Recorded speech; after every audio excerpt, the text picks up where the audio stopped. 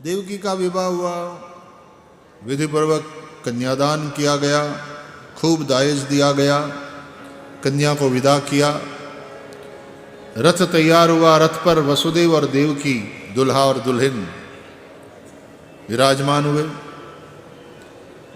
तब सारथी को हटाकर स्वयं कंस रथ चलाने के लिए तैयार हुआ कि मेरी बहन को ससुराल तक पहुंचाने मैं स्वयं जाऊंगा रथ चलाकर। लोग कंस के उस प्रेम का बखान करने लगे कि अपनी बहन देवकी के प्रति कितना स्नेह है इस भैया का। लेकिन ये भैया तो बड़ा दुष्ट है। अब तो प्रेम जता रहा है, लेकिन कब रुष्ट हो जाए कोई भरोसा नहीं। क्षणे रुष्टा क्षणे तुष्टा, रुष्टा तुष्टा क्षणे क्षणे, उनमें से है ये। भगवान ने भी सोचा कि मैं जिनके द्वारा प्रकट होने जा रहा हूं उनके जीवन रथ का सारथी कंस यानी देहाभिमान हो, ये उचित नहीं। आकाश में आकाशवाणी थी हुई, अस्यास्त्वाम अष्टमो गर्भो हंतायाम वह से बुध। ए अबुध, जिस तेरी बहन देवकी के प्रति तेरा इतना स्नेह है उसके 8वें गर्भ से तेरा नाश होगा।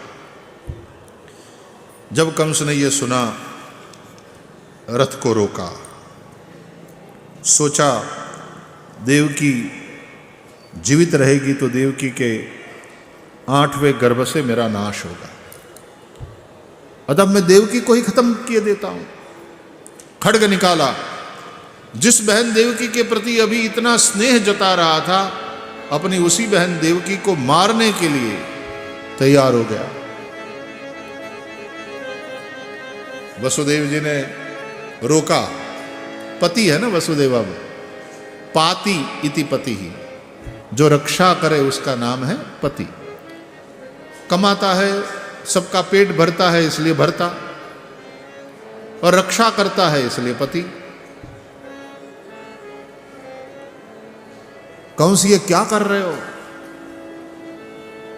तुम लोगों ने अपने परिवार की इस कन्या का अग्नि, देवताओं, ब्राह्मणों और समाज की साक्षी में मुझे दान किया। दान में दी हुई चीज न तो मिटाई जा सकती है, न तो वापस लिया जा सकता। यह अधर्म है। तुम तो धर्मज्ञ हो, धर्म को जानने वाले हो, ये क्या कर रहे हो? कंस ने कहा, तुमने सुना नहीं वसुदेव, इसके 8वें गर्भ से मेरा नाश है। आकाशवाणी ने बताया। वसुदेव जी ने समझाया कि इसके 8वें गर्भ से तुम्हारा नाश है, इससे तो नहीं ना, इसको क्यों मार रहे हो? इससे होने वाले पुत्र मैं तुम्हें सौंप दूंगा।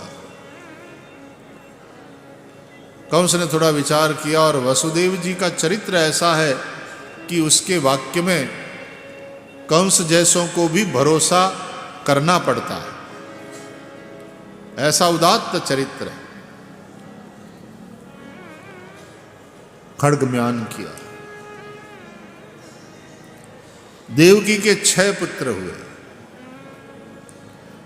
उत्पन्न हुए और तुरंत मार डाला, ये बात नहीं है। थोड़े दिन भी गए होंगे, सूतक बीता होगा, नामकरण भी हुआ होगा, क्योंकि शास्त्रों में यहां देवकी के जिन पुत्रों को कंस ने मार डाला उनके नाम भी हैं, तो मतलब नामकरण भी हुआ। जब वो पहले पुत्र को लेकर के गए देने कंस को, तो कंस ने कहा कि भाई इससे मुझे कोई भय नहीं है, तुम वापस ले जाओ। तो देवर्षि नारद ने सोचा कि कंस और करुणा बात कुछ जमी नहीं।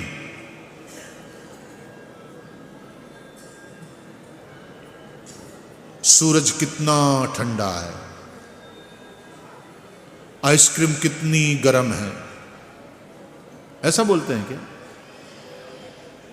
कंस कितना करुणाशील है, बात जमी नहीं। देवर्षि नारद गए और कंस को समझाया कि आकाशवाणी ने देवकी के 8वें गर्भ से तेरा नाश कहा है, लेकिन कोई भी 8वां हो सकता है, धोखे में मत रहना। तब कंस ने देवकी के उस पुत्र को भी मार डाला और इस प्रकार कंस ने देवकी के 6 पुत्रों को मार डाला। तब भगवान ने तैयारी करी तो शेष नारायण भगवान से आगे आगे चले।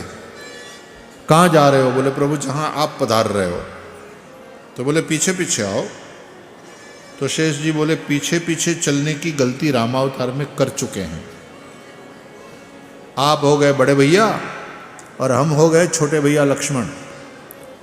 तो बोले दुखी होना पड़ा। बोले दुखी तो होना ही पड़ेगा, क्योंकि आप जंगल में नंगे पांव चलते थे तो आपके पांव में गड़ने वाले कंटक और खुले नंगे पांव से आप जब विचरण करते थे, ये देख देख कर इतना दिल दुखता था, आंखों से आंसू बहते थे, लेकिन आपको तो दिखता नहीं था क्योंकि आप तो आगे आगे चल रहे थे। बस हम केवल आंसू पहुंचना ही हमारे भाग में था। अब की बार हम आगे चलते हैं, हम बड़े भैया बन जाएंगे, आप बाद में आइएगा, आप छोटे भैया बन करके आइएगा। तो अब की बार हम ये सुनिश्चित करेंगे कि अब की बार वनवास न हो, वन में रास हो, वृंदावन में। तब तो एक पत्नी थी, उसका भी त्याग करना पड़ा। अब के 16,108 कुछ अलग ढंग की लीला होने वाली। तो शेष नारायण पधारे देवकी मां के गर्भ में 7वीं संतान के रूप में। भगवान ने अपनी माया को आदेश दिया और प्रभु की माया ने देवकी मां के गर्भ से शेष नारायण का संकर्षण करके वहां से लेकर के, और वसुदेव जी की दूसरी पत्नी रोहिणी जी नंद बाबा के गोकुल में रह रही थी, क्योंकि ये लोग यहाँ मथुरा में थे, कारागार में थे। भगवान की आज्ञा से भगवान की माया ने शेष नारायण को रोहिणी जी के गर्भ में प्रस्थापित किया। तो देवकी के गर्भ में पहले आए, इसलिए देवकी के 7वें पुत्र कहलाए, और फिर रोहिणी के उदर से प्रकट हुए। अब ये कैसे हो सकता है, ऐसा मत पूछो। आज सरोगेट मदर के ज़माने में हम जी रहे हैं। आज मेडिकल साइंस ने भी ये करके दिखाया कि गर्भ एक कहीं बनता है और कहीं किसी माँ के पेट में उसका आरोपण होता है और जन्म होता है किसी माँ के उदर से। तो सरोगेसी की बात है ये, ऐसा समझ लो। तो अब विज्ञान ने, मेडिकल साइंस ने ये करके दिखाया है, वहाँ तो भगवान की माया ने ये कार्य किया। अब कंस को जब समाचार मिला कि देवकी को अब 7वां गर्भ है नहीं, ऐसा लगता है, तो सोचा कि भाई भय के कारण मिसकैरेज हो गया होगा, गर्भ गिर गया होगा। परंतु यदि ऐसा है तो अब जो आएगा वो 8वां, वो मेरा काल। तो देवकी और वसुदेव को अब तो कारागार में बंद कर दिया। समय बीता और वसुदेव जी और देवकी जी कारागार में भजन कर रहे हैं। और तब भगवान सबसे पहले वसुदेव जी के मन में पधारते हैं। भगवान अपि विश्वात्मा भक्तानाम भयंकरः आविवेशांश भागेन मन आनक दुंदुभे। भगवान वसुदेव जी के मन में पधारे तो वसुदेव जी मानो साक्षात सूर्य नारायण कारागार में बैठे हों, ऐसे तेजोमय हो गए। देवकी जी ने देखा अपने पति को, लगता है कोई नूर उतर आया है इनके ऊपर। इतना तेज, ये कोई दैवी तेज मैं पहली बार देख रही हूं। प्रेम पूर्ण नयनों से अपने पति को निहारती रही और तब वसुदेव जी के भीतर से एक दिव्य ज्योत प्रकटी और देवकी जी में समा गई।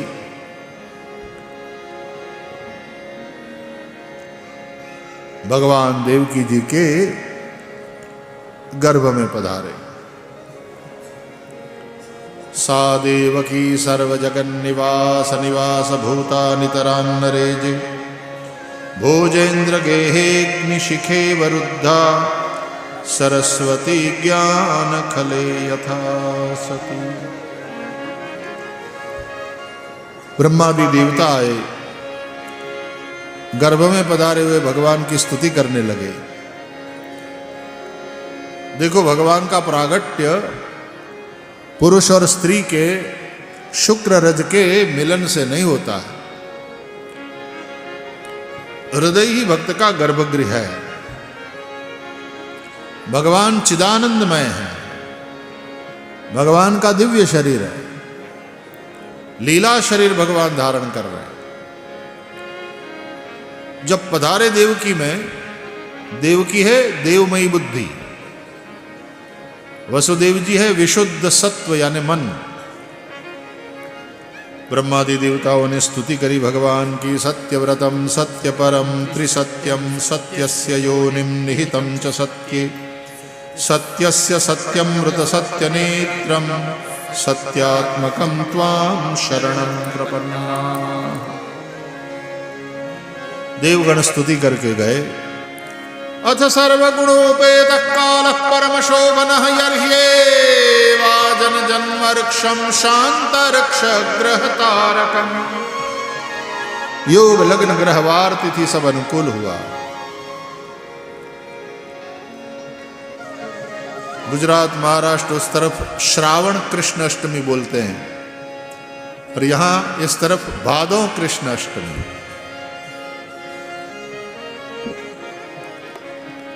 अष्टमी तो वही है, लेकिन पूर्णिमांत और अमासांत मास होने के चलते यहां भादौ कृष्ण अष्टमी।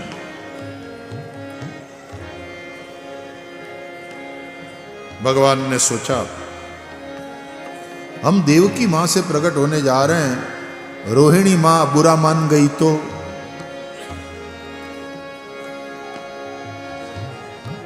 कि भाई मैं भी तो वसुदेव जी की पत्नी थी, प्रभु आप मुझ में भी तो प्रकट हो सकते थे।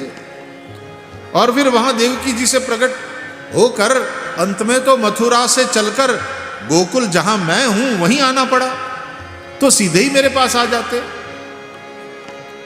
अतः भगवान ने सोचा हम रोहिणी नक्षत्र में प्रकट होवेंगे, ताकि रोहिणी मां से भी कह सकें कि मां हम तुम में भी प्रकट हुए हैं।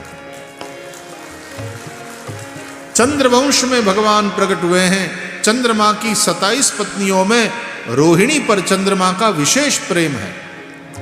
जिसके प्रति चंद्रमा का विशेष प्रेम है, उस रोहिणी नक्षत्र में भगवान ने प्रकट होना पसंद किया। दूसरी बात, भगवान राम का प्राकट्य सूर्य वंश में, इसलिए सूर्य की उपस्थिति में, लेकिन भगवान श्री कृष्ण का प्राकट्य चंद्रवंश में, तो मुझे चंद्रमा की पत्नी में प्रकट होना चाहिए। चंद्रमा निशानाथ है, अतः मैं निशा में प्रकट होऊंगा। चंद्रमा रात्रि के स्वामी है, इसलिए भगवान रात्रि में आए, अष्टमी की रात। अष्टमी की रात्रि वाला जो चंद्र है, फिर वो मध्य रात्रि के बाद, इसलिए चंद्रमा ने रोहिणी नक्षत्र में प्रवेश किया मध्य रात्रि निशीथ बेला। और तब वसुदेव और देवकी ने मथुरा के कारागार में एक दिव्य प्रकाश का दर्शन किया। बोलिए पुराण पुरुषोत्तम भगवान की जय। तमद्भुतं बालकमंबुजेक्षणं चतुर्भुजं शंखगदार्युधायुधम् श्रीवत्सलक्ष्मम् गलशोभिकौस्तुभम्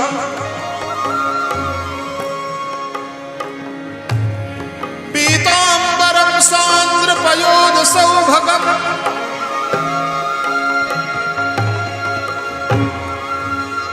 शंख चक्र गदा पद्मधारी दिव्य चिन्मूर्ति भगवान ने दर्शन दिया। वसुदेव जी ने और देवकी जी ने भगवान की स्तुति करी। विदितोऽसि भवान् साक्षात् पुरुषः प्रकृतेः परः केवलानुभवानंदस्वरूपः सर्वबुद्धिदृक्। देवकी माँ ने स्तुति करी। रूपम यत्तत् प्राहुरव्यक्तमाद्यं ब्रह्मज्योतिर्निर्गुणं निर्विकारं सत्ता मात्रं निर्विशेषं निरीहम् सत्वं साक्षात् विष्णुरध्यात्मदीपः। स्तुति करके दोनों चुप हुए। फिर जो वाणी सुनाई पड़ी वो भगवान की थी। तुम दोनों ही पूर्व सर्ग में पृश्नि और सुतपा थे। तुम लोगों ने बहुत तपस्या की, मैं प्रसन्न हुआ। वर मांगने के लिए कहा तो तुमने मांगा कि प्रभु आपके समान पुत्र चाहिए। मैंने कहा मेरे समान तो कोई है नहीं, इसलिए मेरे समान पुत्र संभव नहीं, मैं स्वयं ही पुत्र बनकर आऊं ये संभव है। अगले को पहले मांगने के लिए बोला जाए और फिर वो मांगे और हम न दे पाए तो हम अपनी इच्छा से जो दें कि भाई वो नहीं ये ले लो, तो फिर हम अपनी इच्छा से जो दे वो 3 गुना करके देना चाहिए, ये नियम है। तो मेरे जैसा पुत्र देना तो संभव नहीं, लेकिन मैं ही पुत्र बनकर आऊं ये संभव है, और इसलिए एक बार नहीं 3 बार आऊंगा। मैं पहली बार तुम्हारा पुत्र बनकर आया, प्रश्न गर्भ कहलाया। फिर तुम दोनों कश्यप और अदिति बने। मैं दूसरी बार तुम्हारा पुत्र बनकर आया, वामन कहलाया, उपेंद्र।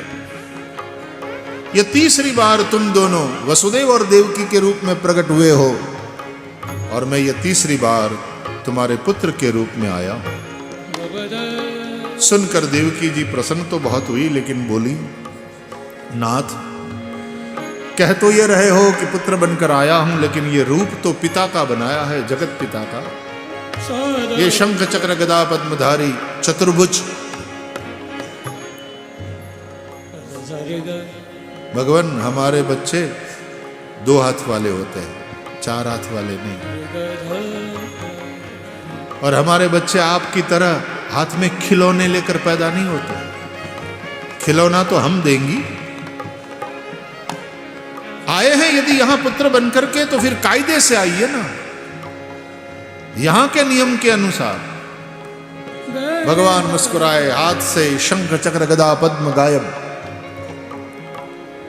और 4 भुजा में से भगवान 2 भुजा वाले हो गए। लो अब ये ठीक है? नहीं, हमारे बच्चे कपड़े और गहने पहन करके पैदा नहीं होते। भगवान छोटे से बालक बन गए, न कोई वस्त्र न कोई आभूषण।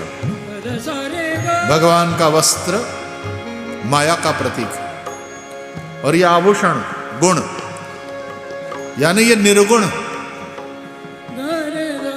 माया रहित मुकुंदा, यानी शुद्ध सच्चिदानंद ब्रह्म है।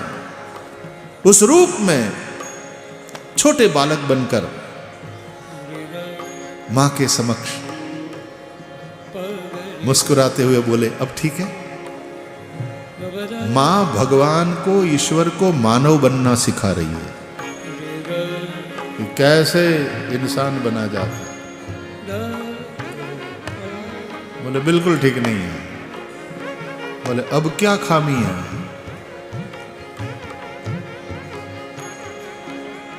बोले एक तो बातें करना बंद करो। हमारे बच्चे पैदा होते hi I am here, hello hello everyone आकर के सीधा बोलना शुरू कर देते हैं क्या?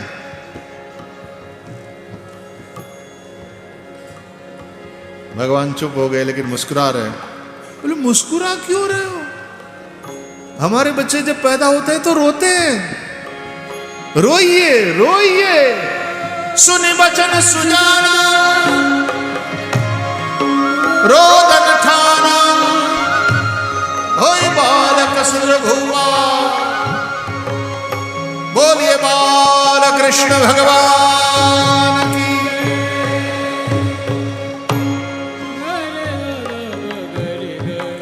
अब मां देवकी प्रसन्न हुई। रो मत मेरे लाल, रो मत, तेरा मामा सुन लेगा तो आ जाएगा। वसुदेव जी ने टोकरा तैयार किया, उसमें वस्त्र बिछाया, प्रभु को उसमें पधराया। टोकरा जैसे ही सिर पर उठाया, हाथ पांव की बेड़ी के बंधन काट काट काट काट टूट गए। कारागार के द्वार खुल गए। भगवान की माया के चलते प्रहरी सब सोए हुए थे और वसुदेव जी देवकी को कह करके निकले कि मित्र नंद के घर छोड़ के आता हूं। वहां रोहिणी पुत्र भी है। रोहिणी और नंद पत्नी यशोदा की देख रेख में दोनों बच्चे पलेंगे बढ़ेंगे। देवी में यूं गया यूं आया, तुम हरिस्मरण करना। टोकरा लेकर के निकल पड़े वसुदेव। एक बाप आधी रात को अपनी औलाद को बचाने के लिए निकल पड़ा, कहीं सुरक्षित स्थान में पहुंचा के आओ। वर्षा हो रही है, बिजली चमक रही है। मार्ग खोजते हुए यमुना तट पर पहुंचे। शेष ने आकर छत्र किया। यमुना में बाढ़ आई है, लेकिन श्री यमुना जी ने भगवान के चरण का स्पर्श करके शांत होकर प्रसन्नता पूर्वक मार्ग दे दिया। वसुदेव जी उस पार गोकुल में पधारे, नंदालय में पधारे, यशोदा जी के कमरा में पधारे। यशोदा जी ने एक सुंदर पुत्री को जन्म दिया है। माया स्वयं यशोदा की पुत्री के रूप में प्रकट हुई है। सोई हैं यशोदा जी। यहां बाल कृष्ण को पधराया यशोदा के पास, माया पुत्री को टोकरे में पधराया। देखो, सोए हुए को भगवान मिलते हैं कि जागे हुए को? यहां तो ये लोग सोए हुए हैं, भगवान मिले उन्हें। यशोदा यूं करवट के बल सोई थी, पीठ के पीछे बाल कृष्ण को पधराया। भगवान को पीठ दिखावे उसको भगवान मिलते हैं कि भगवान सम्मुख होए उसको भगवान मिलते हैं? बोले यहां पीठ है तथापि भगवान कृपा कर रहे हैं। क्यों? बोले इसी का नाम तो कृपा है। योग्यता का नहीं विचार करते, कृपा योग्यता का विचार नहीं करती, कृपा उदार है। माया पुत्री को लेकर जैसे गए थे वसुदेव मथुरा से गोकुल, गोकुल से लौट आए मथुरा। कारागार में जैसे ही पधारे, माया पुत्री को देवकी की गोद में दिया और माया पुत्री रोने लगी। द्वारपाल सब जाग गए।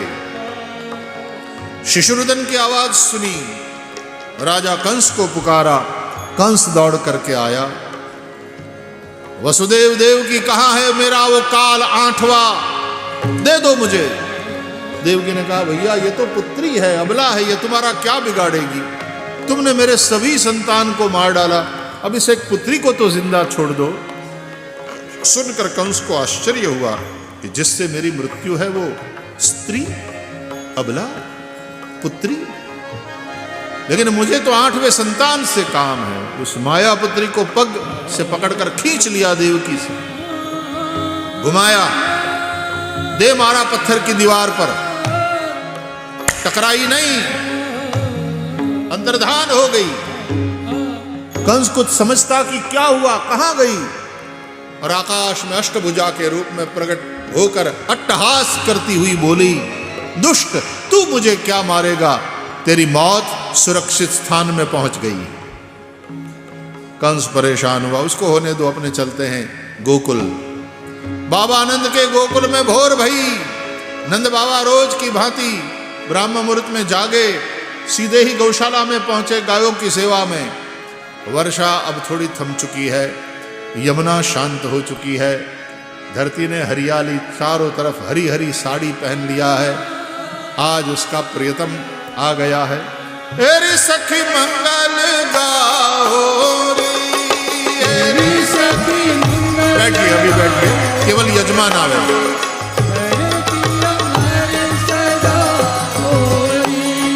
धर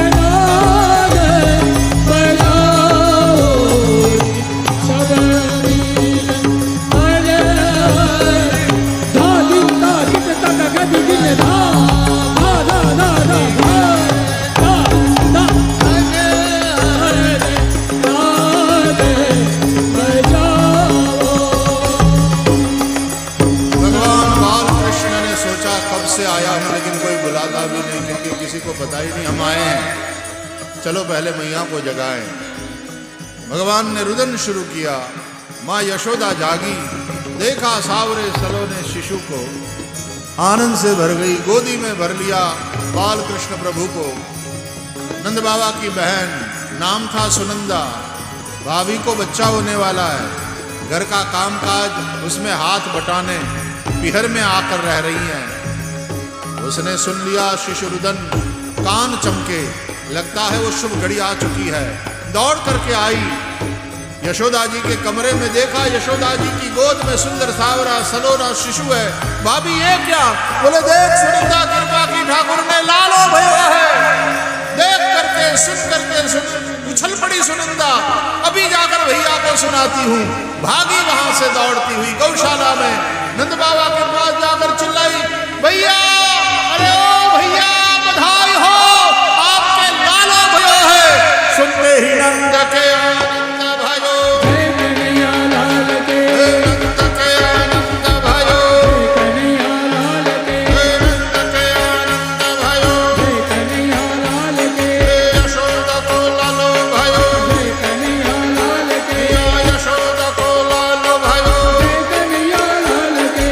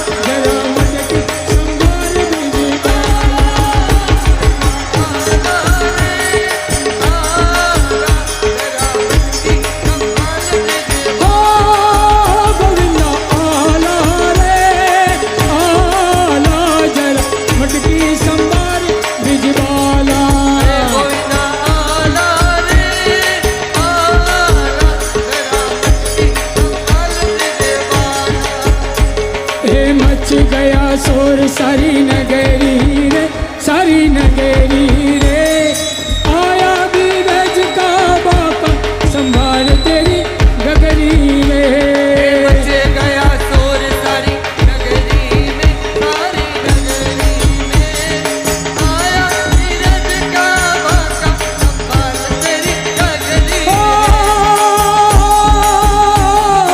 बच गया शोर सारी नगरी रे सारी नगरी रे आया बीरज का बाका संभाल तेरी गगरी रहे बीरज का बाका संभाल तेरी गगरी नंद घेरा नंद भयो आज गोकुल में आनंद भयो मैया यशोदा को लालो भयो हाथी दीना घोड़ा दीना जवान को हाथी घोड़ा नंद घेरा नंद भयो मैया यशोदा को लालो भयो हे हाथी दीना घोड़ा दीना हे जवान को हाथी घोड़ा हे नंद घेरा नंद भयो आज गोकुल में आनंद भयो आज महाकुंभ में आनंद भयो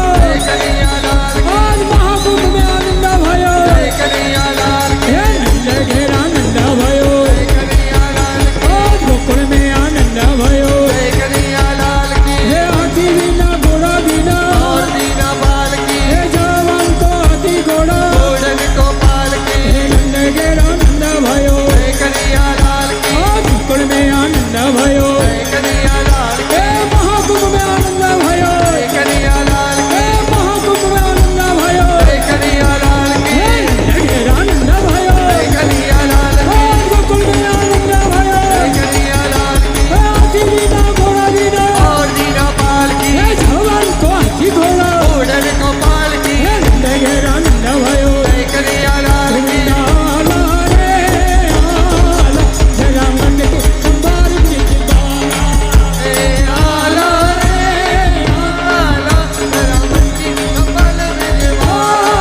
गोविंदा आला रे आला जरा मन की संभाल ब्रिज बाला